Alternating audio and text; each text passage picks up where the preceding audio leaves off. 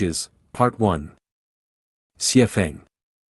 In the classification of people, I divided humanity into 5 categories: ignorant people, worldly people, mortals, sages, and celestials.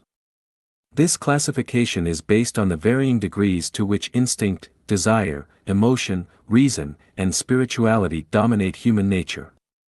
For instance, those driven by instinct are ignorant people, those driven by desire are worldly people, those driven by emotion are mortals, those driven by reason are sages, and those driven by spirituality are celestials. This is a broad and absolute categorization. Celestials can be further classified into ghost celestials, human celestials, land celestials, deity celestials, and super celestials. In Revelation chapter, Article 68, saints are discussed, and they belong to the celestial category. Based on the depth of their alignment with the Tao, celestials can be subdivided into ultimate beings, true beings, celestial beings, divine beings, and heavenly beings. If categorized by levels, humanity can be divided into 3 tiers. Lower level, ignorant people, worldly people, and mortals; middle level, sages; upper level, saints, including ultimate beings, true beings, celestial beings, divine beings, and heavenly beings. Among these, celestials only include human celestials and land celestials. Deity celestials and super celestials no longer belong to the human realm, while ghost celestials are also outside humanity. The purpose of classifying people is not to toy with concepts but to help us determine our position among humanity and identify the direction and goal of our progress. Without classification, it becomes difficult to establish a reference point or coordinate system for our lives. Without it, life becomes a tangled mess, and we may go through life without ever understanding what it is truly about. We know that stones, for example, can be categorized into diamonds, rubies, sapphires, cat's eyes, topazes, spinels, aquamarines, zircons, emeralds, tourmalines, garnets, jadites, opals, moonstones, sunstones, turquoise, malachites, agates, pebbles, bluestones, flint, and so on. Each type of stone has its own unique characteristics. Similarly, people can be categorized into heavenly beings, divine beings, celestials, true beings, perfected beings, saints, mortals, worldly people, and ignorant people, based on their unique traits. A sage is someone who has transcended the constraints of instinct, desire, and emotion to enter a life of reason, but they still fall short of a life of spirituality. Sages remain unclear about whether existence precedes consciousness or vice versa. They readily accept scientific knowledge, logical reasoning, empirically proven facts, and the wisdom distilled from humanity's millennia of experience. However, when it comes to transcending conventional thinking, sages are often at a loss, bewildered, and even resistant. It is akin to a scale capable of measuring up to 100 kilograms. It works seamlessly within this range but becomes useless when the weight exceeds its capacity. Recently, a friend visited my home to swim but almost drowned. He could only swim 5 meters, and beyond that, he started floundering in place. Fortunately, someone was there to rescue him, otherwise, the consequences could have been dire. The development of Life Achanuan vividly illustrates this phenomenon. Many people are initially enthusiastic and actively participate, but as the path deepens, they find it difficult to keep up. They start to feel that certain aspects are unsuitable or problematic, attempting to explain things or draw boundaries based on their rational thinking as sages. They try to impose limits on the boundless mysteries of the universe using simple formulas or laws, which is both distressing and regrettable. Everything has limits. Pots, pans, trucks, and computers have their capacities, even springs have an elastic limit. The Earth's mass and speed must remain within limits to maintain balance and order. The problem is, human thought is limitless. Left to themselves, people may never break free from rigid thinking.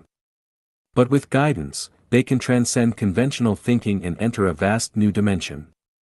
Unfortunately, few people are humble enough to accept such guidance, while many remain stubbornly attached to their views.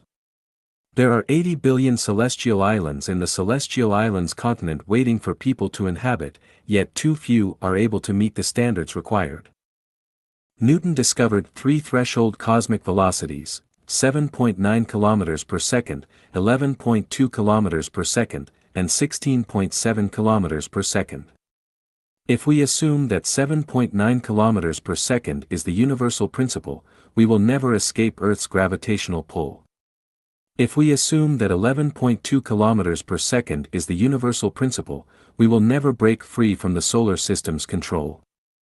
If we assume that Einstein's principle of the speed of light applies to all matter, including non-material, then we are doomed to be forever bound to Earth, trapped in a cycle of conflict over food, clothing, shelter, and transportation. Sages are only one step away from truth.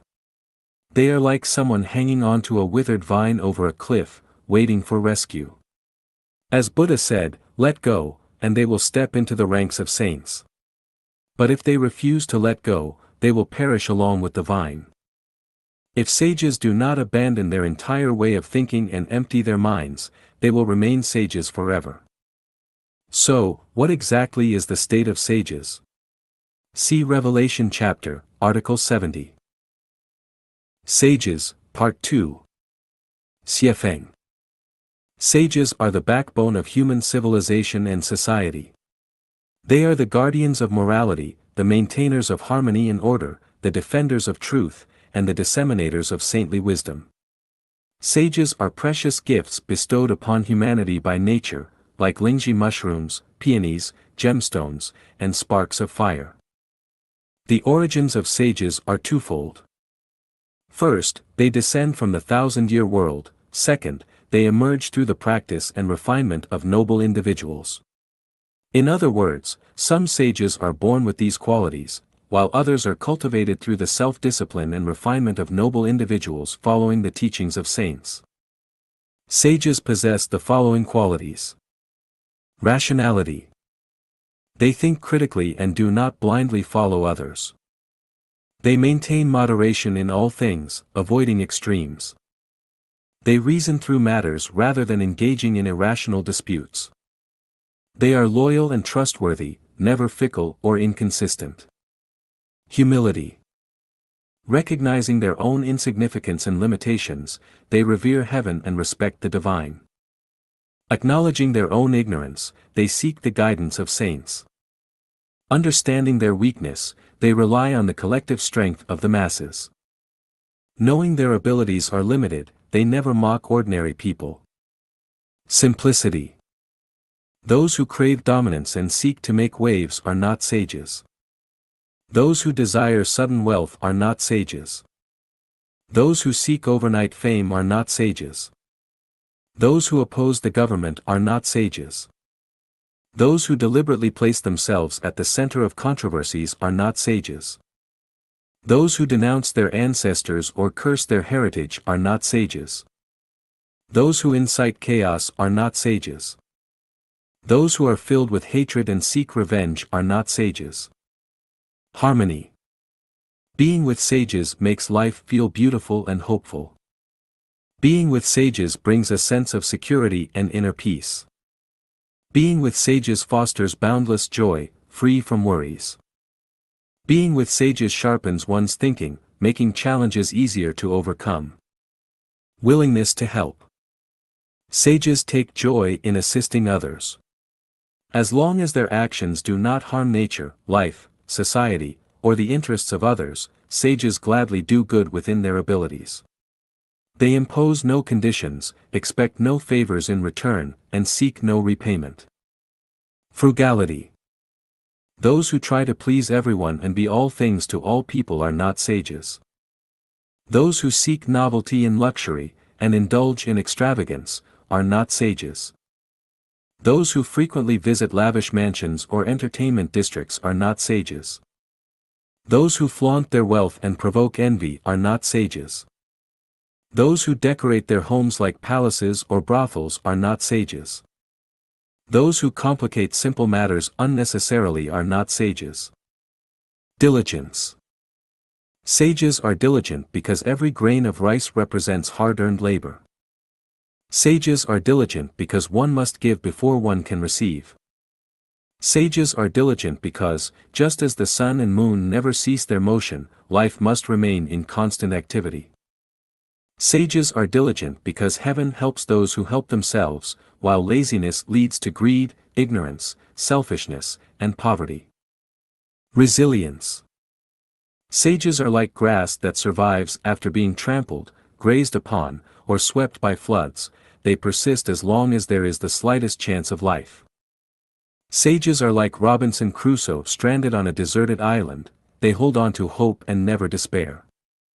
Sages are like camels trudging through a barren desert. They press on as long as they have even a shred of energy left. Sages are like wild animals, injured and abandoned without the care of their kind. So long as they have breath, they rise again. I sing praises to sages, admire sages, yearn for sages, and seek out sages. Zhuge Liang once prophesied, sages will not remain in the wilderness, the world will unite as one family. Life Achanuan must gather sages who are now scattered across the wilderness, remote villages, humble streets, and modest dwellings, bringing them together as one. Through the collective power of sages, humanity will be led to depart from Egypt and journey toward the land, flowing with milk and honey. Moreover, I will treat sages as dazzling pearls, embedding them atop Life Achanuan's countless towering peaks, allowing them to shine eternally. I will regard sages as rare, fragrant celestial herbs, planting them amidst the picturesque mountains and rivers, in the fertile fields of the 1,000-year world, 10,000-year world, and the Elysium world, enabling them to enjoy the eternal joy of life. I wish for the members of Life Achanuan to sprint forward, swiftly attaining the qualities of sages. Without pause or hesitation, they shall continue their journey toward the highest realm of life, sainthood, and ultimately reach the Celestial Islands continent. Amen. Run bare-bottomed when your life is on the line. Xie Feng. I usually start work at 8:30 a.m. However, 2 days ago, on January 6, 2005, I had an appointment with a friend who asked for my help with a small task at the bank. We agreed to meet at 8 a.m. at the bank's entrance. At 7:40 a.m., my friend called to remind me not to forget the appointment. He asked, "Are you still in bed?" Still groggy, I replied, "Yes." I arrived at the bank at exactly 8 a.m., but my friend didn't turn up until 8:15. I asked why he was late, and he explained that he hadn't expected me to be on time. Based on his reasoning, since I got out of bed at 7:40, I'd still need time to wash, eat, get ready, and account for at least 10 minutes of travel time. In his estimation, it was impossible for me to make it by 8 o'clock. My friend, a meticulous and methodical company manager, based his estimate on conventional reasoning, which seemed perfectly logical. The problem is that conventional thinking can't account for unconventional actions. For instance, when pressed for time, I might skip breakfast. In extreme situations, I might forego washing up. And if it were a matter of life and death, I wouldn't hesitate to bolt out the door, stark naked if necessary. Recently, while watching CNN, I saw footage of people frantically running during the Indian Ocean tsunami. Why were they running like mad? Because their lives were at stake. In such critical moments, there's no room for hesitation. Every second counts, and even if you're stark naked, you must run. A moment's delay to tidy up, shine your shoes, or open a box to grab some cash could mean the difference between life and death. Sometimes, survival hinges on how effectively you use a single minute. Now, imagine if someone knew about the tsunami 9 hours in advance and tried to warn the people on the shore, run quickly. A tsunami is coming. Would they believe it? Would they heed the warning? 98% of them probably wouldn't. Some might think, this guy must be crazy. Others might dismiss him as a jealous troublemaker, envious of their seaside enjoyment. Hotel owners might accuse him of stirring up trouble to hurt their business. Or maybe someone would call 110, China's emergency number, and say, there's someone here spreading panic, creating chaos, and disrupting order. Please send someone to take him away. Now, let's suppose someone knew a tsunami was coming half an hour in advance and shouted desperately, "Run! A tsunami is coming." Think about it, how would people react? Or suppose the rumble of the approaching wave could faintly be heard, or its towering form just barely seen. How many people would drop everything and run, bare-bottomed, without looking back? Now let's take it further. Suppose a cataclysmic tsunami, one not seen in 5,000 years, were to strike the earth around 2013. If someone, frantic with urgency, shouted to the masses, "The tsunami is coming. Run," would they believe it? Would they act? Would they run bare-bottomed? Could they abandon their gold and silver treasures? Could they walk away from their cozy homes, their hard-earned status, and their power? Could they part with their spouses, concubines, and loved ones? Here's a brief anecdote. As I was writing this, a friend came to visit. I discussed the topic with him, asking, "What would you do if a great tsunami were to hit around 2013? He replied without hesitation, "I'd take it one day at a time. If I die, I won't die alone. So many people will die, what's there to fear? Besides, if science can't predict it, who can? Even if I wanted to escape, where would I go?" I said, "Think of it as a game of hide-and-seek. Suppose someone had the foresight to know where safety lies. Would you listen to them?" Noah prepared for 40 years before the flood. The moment the ark's door closed, torrential rains poured down. Why not learn from Noah? He replied, "Building an ark requires money. Without money, how can you build one?"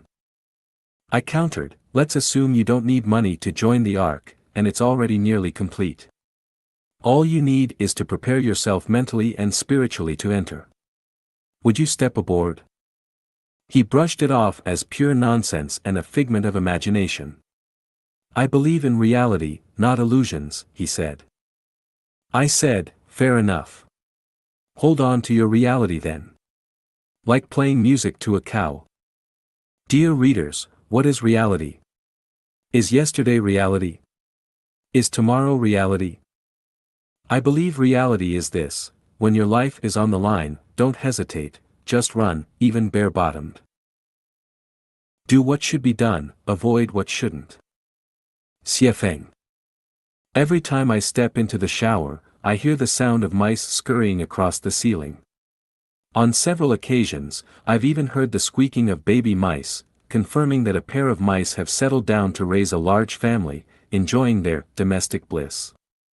Ideally, I should find a way to drive them out, but considering that their mischief is limited to stealing dog food and that they haven't caused other troubles, I've taken no action so far and let them roam freely. However, I have issued a warning. You must know what to do and what not to do. Nature has granted you survival skills and the means to live. You have the right to exist, and I cannot deprive you of that. But there is a principle: you can build a nest on my ceiling, raise your young, and even make some noise at times. I won't hold you accountable for that. But if you overbreed, dig holes everywhere, and damage my home, I will take measures. Either I'll get a cat or lay poison everywhere. The choice is yours. The mice may have sensed this warning, or perhaps they are completely oblivious to my intentions. Regardless, if they act within bounds, they can survive safely, but the moment they grow reckless, disaster will befall them. If we compare my attitude toward the mice to that of the greatest creator's attitude toward humanity, this analogy could serve as a cautionary tale. Humanity must remain vigilant, knowing what should and should not be done. If we act recklessly and indulge our desires, who knows when a cat or poisons might suddenly appear? Could the Indian Ocean tsunami have been such a cat? Humanity as a whole must act with restraint, and so must each individual. Yuan Shikai, who disregarded moral bounds, was reviled for generations, while George Washington, who exercised restraint, was celebrated for centuries. Good fortune should not be enjoyed alone, power should not be monopolized, benefits should not be hoarded, and the world should not be ruled by one person alone. Qin Shi Huang, the first emperor of a unified China, achieved greatness but failed to exercise restraint. His infamous burning of books and burying of scholars alive earned him the scorn of intellectuals for millennia. Heaven has its own scales of justice.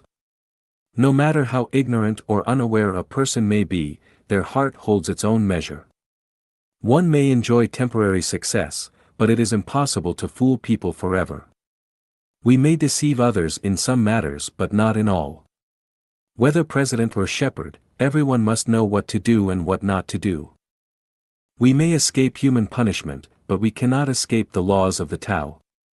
Those with power, those who have opportunities to benefit themselves, those basking in glory and praise, and those who secretly mock others for their ignorance must all learn to stop at the right point and exercise restraint. As members of Life Echanuan, we especially must know what to do and what not to do. We must act as if walking a tightrope or treading on thin ice. For things we don't understand, we should stay silent, not out of indifference, but out of caution. It's okay if we don't produce masterpieces, as long as we don't create garbage. It's okay if we can't maintain peace and harmony, as long as we don't cause chaos. It's okay if we can't help others, as long as we don't harm them. Life Echanuan itself must also have its boundaries. As humanity's spiritual and emotional sanctuary, it must focus on matters of the spirit and soul.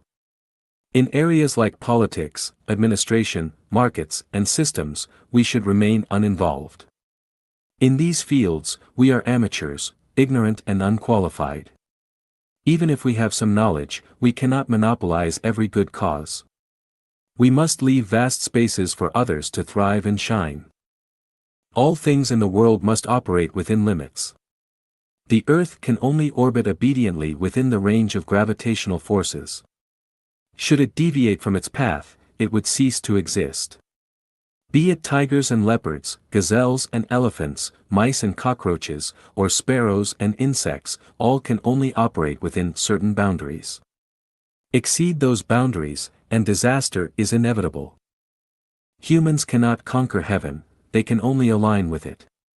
Humans cannot reject heaven, they can only follow it. Though I know little of politics, the teachings of saints have revealed that a great leader governs by adapting to circumstances and going with the flow. The great controlled floods not by blocking them but by channeling the water. A reservoir must have a spillway to ensure the long-term safety of its dam. Confucius said, "At 50, I understood the will of heaven." I am not far from 50, yet I have not yet grasped the will of heaven. What I do understand, however, is that to become a sage, one must know what to do and what not to do. Material thinking. Xiefeng. Preface. Life is a non-material structure imbued with spirituality. This is the essential characteristic that distinguishes life from non-life. When we examine the myriad life forms in the vast universe, we discover that the fundamental difference between various life forms lies in their genetic structures. The type of genetic structure determines the form of life. All humans, in terms of physical form, belong to the same species and share no significant differences. However, when we delve into the realm of thought, we uncover stark distinctions among individuals. Humans can be categorized into heavenly beings, divine beings, celestial beings, true beings, perfected beings, sages, mortals, worldly people, and ignorant people. Classifying humans based solely on conceptual categories holds little significance. However, when we focus on the evolution of life, we uncover a profound mystery, the essence of reincarnation and transformation. Understanding this essence allows one's life to enter the Tao.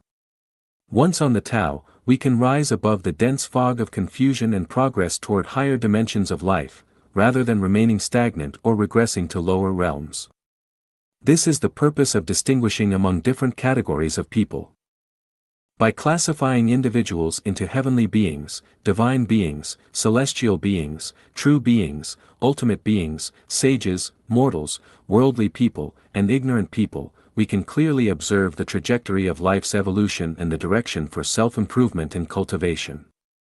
For instance, if you are a mortal, your life's goal should at least be to aspire to become a sage rather than conforming to worldly people. Similarly, if you are a sage, you should aim to progress toward becoming a saint, a divine, celestial, true, or ultimate being, rather than sliding backward. So, what is the fundamental difference among these different categories of people? The answer lies in their thinking. The way one thinks determines one's form of existence.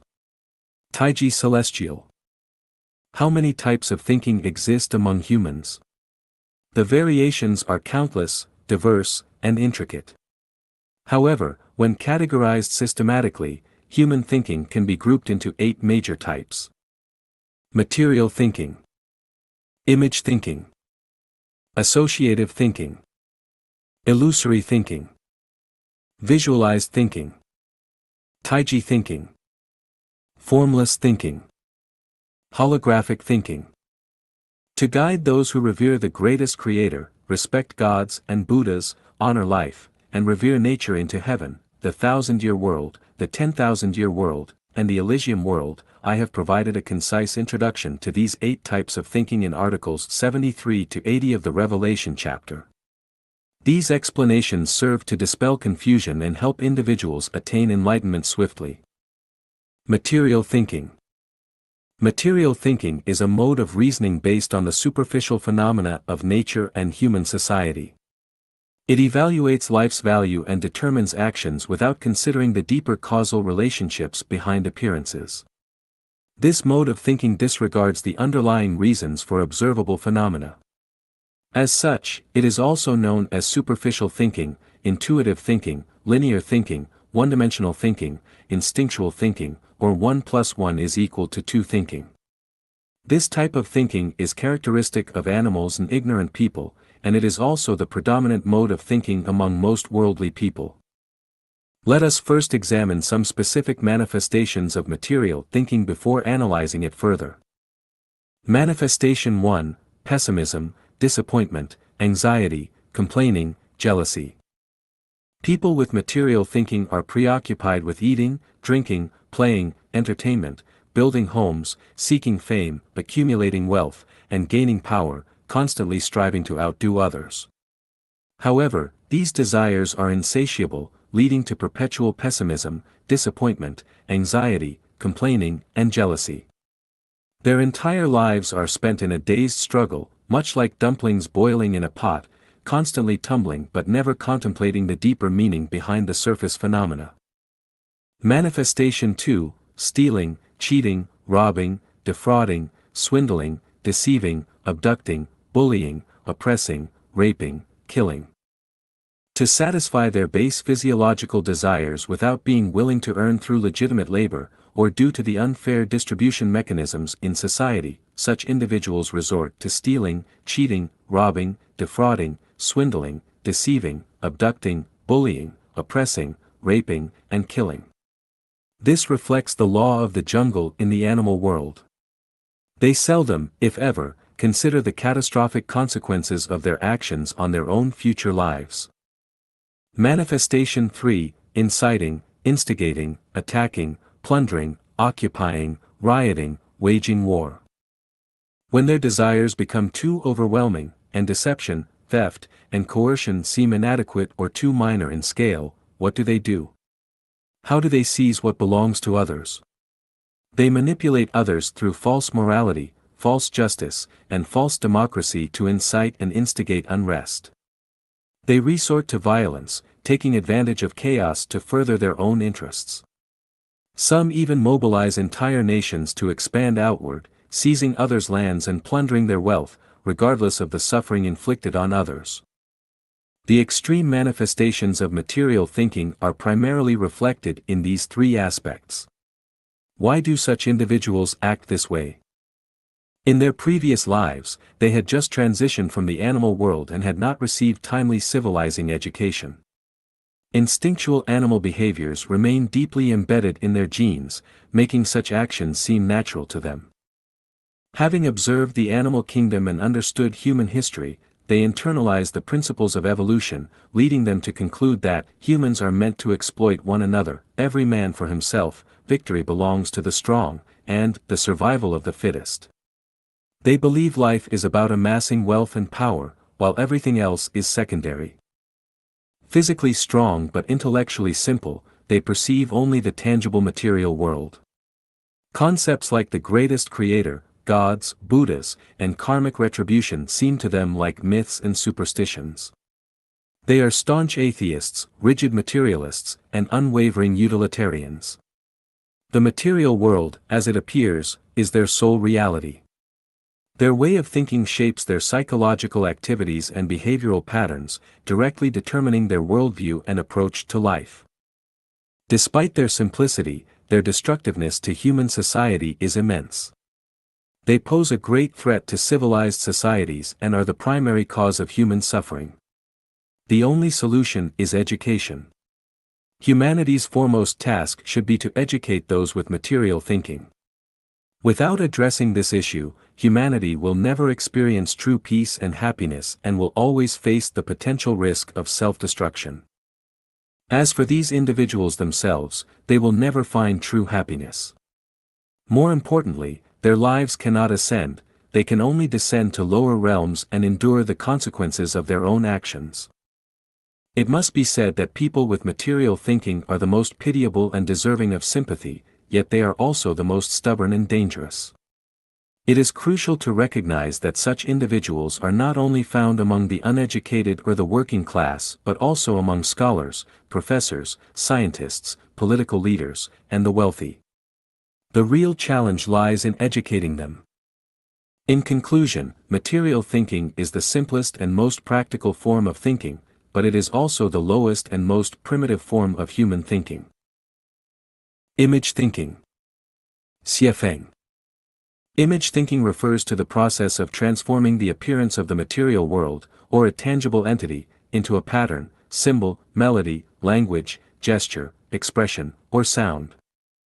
For example, activities such as sketching, painting, photography, copying, rubbing, and sculpture express physical objects through patterns. These are all forms of image thinking. Similarly, cartography, whether it be maps, transistor circuit diagrams, architectural blueprints, process flowcharts, mechanical construction diagrams, assembly schematics, meridian charts, simplified musical notation, or staff notation, transforms physical entities into symbols, which is also an application of image thinking.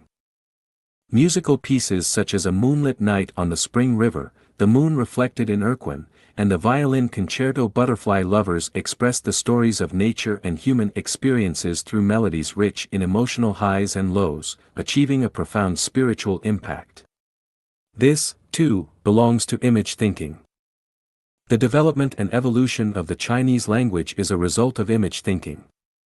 Our writing system began with pictographs, where visual symbols represented physical objects.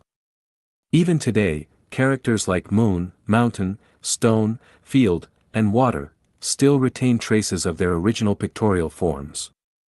When reading classic literary works such as Romance of the Three Kingdoms, Water Margin, Journey to the West, A Dream of Red Mansions, and Investiture of the Gods, we can vividly see the characters come to life, as if they are standing before us.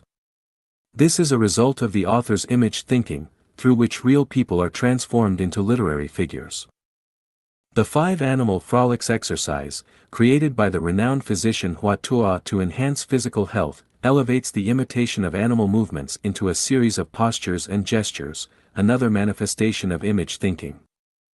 Theatrical performances, whether by Shakespeare or Lao Shi, rely on actors whose expressions and costumes are not genuine reflections of their personal emotions. Instead, the actors serve as vessels for their characters, vividly expressing their joy, anger, love, sorrow, and longing. This is yet another form of image thinking. Similarly, imitating dragon roars, tiger growls, frog croaks, dog barks, human shouts, horse neighs, insect chirps, and wolf howls also falls under image thinking. Image thinking is a cognitive process in which physical entities are represented by images to achieve a corresponding effect. For example, sending a photograph to a distant loved one provides comfort, even though the sender is not physically present. The landscapes and figures on a television screen are mere projections, yet their impact is nearly indistinguishable from that of real images. When watching television, we experience emotions, excitement, joy, anger, sorrow, anxiety, laughter, crying, shouting, because of how the images unfold before us. This is the effect of image thinking. Materialistic thinking, on the other hand, is direct, one-dimensional, and instinct-driven. 1 is 1, 2 is 2. It operates on basic impulses. When the wind blows, tree branches sway, this signals the arrival of cold, so one puts on a cotton coat. Hunger strikes, so one searches for food. Desire arises, so one takes action. There is little need for conscious thought, it is simply, I have no choice but to do this. Their daily actions are mechanical, passive, and obligatory, often accompanied by self-loathing, aversion, or a sense of resignation. They remain confined within a limited space or domain, repeating the same tasks daily, even for a lifetime, much like their ancestors, without creativity, independence, or autonomy. However, those who engage in image thinking are different. They use their minds actively. Their thought process is not I have no choice but to do this, but rather I choose to do this. They transcend the physical world and enter the realm of spirit, breaking free from the constraints of time and space. They transform fleeting moments, phenomena, or events into something relatively eternal, thus leading a freer existence than those governed solely by materialistic thinking. It can be said that artistic creation is a process of image thinking. Painting, composing music, cartography, photography, acting, and literary writing all fall within its scope. Image elements transcend reality, the mundane, time and space, and even personal worries. They have a profound effect on the human spirit, elevating one's state of mind. For instance, young fans who decorate their rooms with large posters of their idols experience a form of emotional and spiritual regulation. Similarly, when we internalize Life-Chanuen as our spiritual and emotional home, we can free ourselves from the suffering and burdens caused by worldly attachments, thus achieving a higher level of spiritual refinement. This is the transformative effect of elevating one's mode of thinking. It directly influences our lives and our very existence. Associative thinking. Xiefeng. Associative thinking refers to the mental process of grasping a natural phenomenon and then using it as a springboard to make further connections, drawing parallels, and linking together other related factors. A classic example of associative thinking is Newton, Apple, universal gravitation. Newton observed the common natural phenomenon of an apple falling to the ground, which led him to the concept of gravity. He then extended this concept to include mass, speed, space, and other factors, ultimately deriving the three laws of motion. This is associative thinking. For example, the whirlpool phenomenon that often occurs when draining water from a bathtub can lead one to think of the movement direction of Earth's magnetic field lines. The spiral ascent of a bean vine can remind one of the movement of celestial bodies. The natural observation of wood floating and iron sinking on water can be connected to the concept of buoyancy, which then leads to the shipbuilding industry. Observing the discontinuity of an object's motion might lead to associations with quantum mechanics. The relationship between motion, mass, and gravity can be linked to spacetime curvature. The role of consciousness can lead one to think of the holographic nature of the universe, and so on. All of these examples are manifestations of associative thinking. A skilled detective can infer a suspect's character traits, motivations, and whereabouts from a few clues. A qualified forensic expert can deduce a criminal's physical features, appearance, and even their clothing style from the victim's wounds and facial expressions. A seasoned traditional Chinese medicine doctor can link a patient's complexion to internal organ health. A master of face reading, Mian Xiang, can infer a person's past actions and future fortunes from their facial features. A feng shui master can assess a person's living environment based on their handwriting and habitual movements. A skilled politician can sense the rise and fall of dynasties or the coming of a new era based on public psychological behavior. An economist might predict fluctuations in the stock market or the economic trajectory of a country based on a single event. A sociologist could infer the loss of a nation's values and morals from the prevalence of issues like prostitution, drug use, and organized crime. Even a fashion designer can predict future trends in clothing based on street fashion and the pace of people's movements. Associative thinking is primary, inventive, pioneering, and unique. It is a form of divergent thinking. Many people may appear to engage in associative thinking, but in reality, they are merely applying knowledge or accumulated experience from others. For example, many farmers can predict the cycle of farming based on the changing seasons, spring sowing, summer growing, autumn harvesting, winter storing, but this is not the result of their associative thinking. Instead, it is a reflection of accumulated experience in their awareness. Many people can connect the pain of arthritis to changes in the weather, but this, too, is the result of knowledge and experience, not associative thinking. Similarly, many businesspeople can predict which goods to buy and sell based on regional, temporal, and seasonal differences, but this is again the result of experience, except in rare cases. In professions like engineering, technical work, and scholarly research, it might seem like associative thinking is at play, but in reality, they are simply applying the knowledge learned in school or accumulated through experience. For example, Newton's association of a falling apple with the law of universal gravitation is the result of associative thinking. However, if a college student claims that he can associate a falling apple with the law of universal gravitation, he is merely recounting the knowledge he has learned rather than demonstrating his own associative thinking, unless he had never heard of Newton or the concept of gravity before. Strictly speaking, only thought processes that lead to new discoveries, inventions, creations, or theories qualify as associative thinking. From this perspective, those who truly possess associative thinking abilities include scientists, inventors, forensic experts, traditional Chinese medicine practitioners, face readers, feng shui masters, outstanding politicians, and military strategists. Engineers and technicians who develop new products can also be loosely included in this category. The slow but steady progress of human civilization is primarily driven by individuals with associative thinking abilities. Without them, modern civilization as we know it would not exist. Material thinking is a form of fixed thinking, whereas associative thinking is divergent thinking. It breaks through the limitations of material thinking, surpasses the imitation and replication of image thinking, and directly extends its reach into the unknown. This leads to new discoveries, inventions, and paths forward. However, associative thinking is still far from unlocking the ultimate mysteries of the universe. I have realized this from studying the thinking of great scientists such as Newton, Einstein, Planck, and Hawking, as well as from observing their attempts to establish a unified field theory of the universe.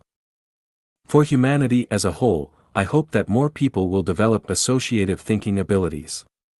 To illustrate the difference, to transport 6 tons of cargo from point A to point B, which is 800 kilometers away, a person with associative thinking will simply use a heavy-duty truck and complete the task alone in one day.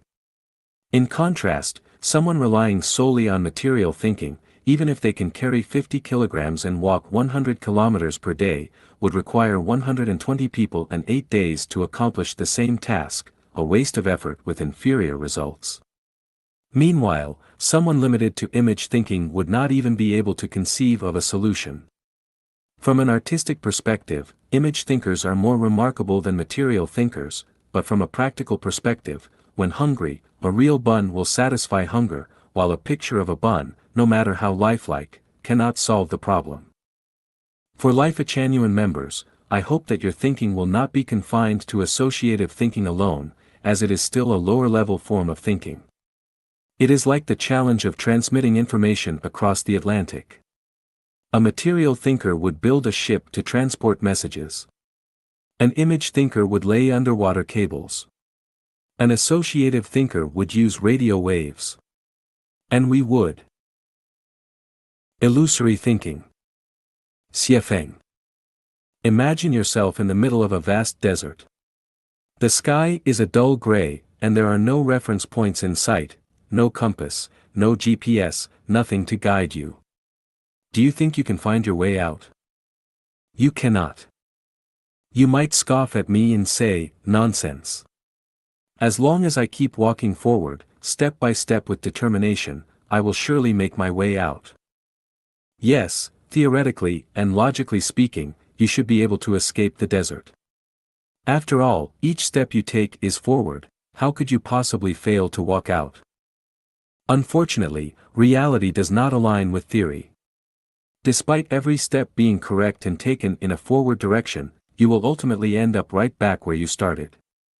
Note, this is not about walking around the earth in a complete circle but rather about being lost within the desert itself. Why is it that you cannot walk out of the desert?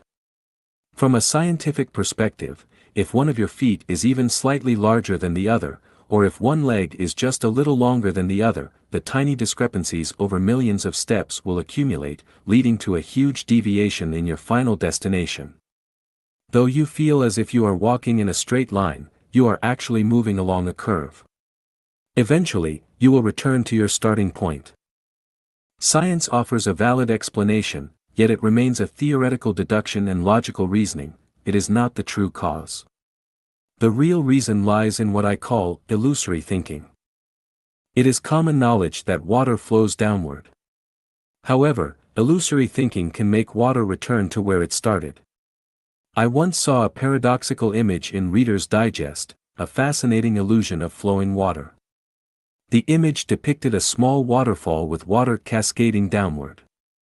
Yet, somehow, the water eventually flowed back to the top of the waterfall. The visual presented no apparent flaws, nor did the logic seem questionable, yet the water ultimately returned to its starting point. Strange, isn't it? This is the power of illusory thinking. There is an old folk saying, "Cut down the millet bundles, and you'll stir up the wandering spirits."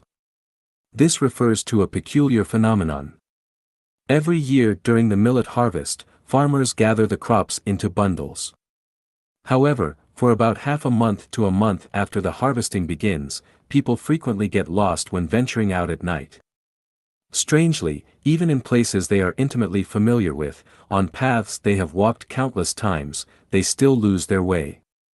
Some wander in circles all night until the rooster crows or they hear human voices, only then do they suddenly snap out of their confusion and find their way home. It truly seems as if the wandering spirits have been angered and have clouded their vision. What causes this? The prevailing theory suggests that certain molecules, or scents, released into the air after the millet is harvested have a narcotic effect on the nervous system, inducing a state of illusory thinking. So, what exactly is illusory thinking? Answer: illusory thinking occurs when the nervous system is numbed by a certain substance or non-material, creating illusions and hallucinations that lead to a distorted perception of reality. This altered state of mind is what we call illusory thinking. Once someone falls into illusory thinking, an outside observer might see them as trapped in an illusion, but from their own perspective, they feel intelligent and rational. They firmly believe that every step they take is correct. Whether analyzed theoretically or deduced logically, there appears to be no issue. Yet, in the end, their conclusions are absurd and completely contrary to their original intentions. Illusory thinking is like a maze, a trap of the mind. In ancient times, some military strategists trained in Taoist arts could set up bewildering formations that induced illusory thinking. Once a person entered, their mind would become disoriented, making it nearly impossible to find a way out. Step by step, everything seems correct, but the result is wrong. Always right yet forever lost. This is illusory thinking. From a macro perspective, all of humanity exists within a grand illusion. Everyone is trapped in illusory thinking, though they are unaware of it. The first article of the chapter of Revelation is titled, "The 36 trigrams arrays that are hard to break and impossible to solve." We believe humanity is making progress, don't we? Yet, in the end, we will return to where we started, unless someone without illusory thinking leads the way. Otherwise, we will never escape the desert. Let me give you an example. Most people have probably never heard of Seth and Oren. Their entire body of work is a classic example of illusory thinking. In the 1960s, a New Age philosophy emerged in the United States, with Seth's teachings at its core. In China, this philosophy is represented by the New Age Forum. Recently, an article titled Beyond Time and Space, The Eternal Soul, was published on the Life-a-Chanuan website, exemplifying this ideology. If you carefully study the works of Seth, Oren, and the New Age Forum, you will initially be struck by their profound insights and transcendent thinking. Their words seem like divine revelations rather than human thoughts. Every sentence appears to carry deep wisdom, surpassing even Einstein's theory of relativity in complexity. Readers often first feel an overwhelming sense of humility, as if they are insignificant before such grandeur. But as they delve deeper, they begin to experience a sense of intellectual superiority, as though they are enlightened beings standing above the masses. They feel as if everyone else is drunk, while they alone are sober. However, if they continue further, confusion sets in. It is like Tang Seng entering the spider cave, trapped in an endless web. Every sentence sounds logical and correct, yet there is no way out, no clear direction. They speak of transcending time and space, of the eternal soul, but after transcending, where does one go? What is the purpose of eternal existence? No matter how much one studies, they always return to the starting point. Those who are mesmerized by the illusory thinking of Seth and Oren believe they possess ultimate clarity. They are eager to step into the New Age, yet they are completely unsure of what this New Age entails. They charge forward with blind faith. If I were to shout at them, "Wake up! You're drunk," would they listen? Chairman Mao once said, "With the crow of the rooster, the world awakens." This statement was not directed at people but at the formless, intelligent non-material structures that induce illusory thinking. It meant, I have arrived. I am now in charge. You must all retreat, go back to where you came from. This land is mine now, and I will not tolerate your mischief any longer. Soon after, the Smash Superstition, Liberate Thought movement and the Sweep Away All Monsters and Demons campaign were launched. As a result, ghost possessions, spirit dances, fortune-telling, exorcisms and rituals for the dead, ritualistic ceremonies in weddings and funerals, secret societies, Taoist sects, along with prostitution, opium, and gambling, nearly disappeared from China. Indeed, with the crow of the rooster, the world awakens, just as someone lost in circles snaps back to reality at the sound of a rooster's crow. Illusory thinking harms both oneself and others. Once trapped, even 18 oxen cannot pull a person back. This is especially dangerous when intellectuals, government officials, celebrities, financial moguls, and so-called spiritual masters fall into this mindset. Their every word and action influence countless others. Illusory thinking is alluring, even dazzling. It surpasses material, image, and associative thinking because it taps into non-material energy. Even the greatest scientists struggle to refute it logically or theoretically. The solution requires wisdom far beyond ordinary intelligence. Only a higher level of consciousness can dissolve the fog of illusion and guide people back to reality. Some prophets can predict the future, yet they remain baffled by the reasoning behind their visions. Some shamans and sorcerers can exorcise evil spirits, but they have no understanding of the cause. Some astrologers can foresee major events, yet they are completely unaware of their origins. Some fortune tellers, diviners, and graphologists may sometimes be remarkably accurate, but they are clueless about the true source of their insights. I do not intend to criticize these masters, but if they could uncover the underlying principles behind their abilities, it would be an immeasurable virtue. Illusory thinking has an undeniable allure, it can be utterly mesmerizing. There is no harm in occasionally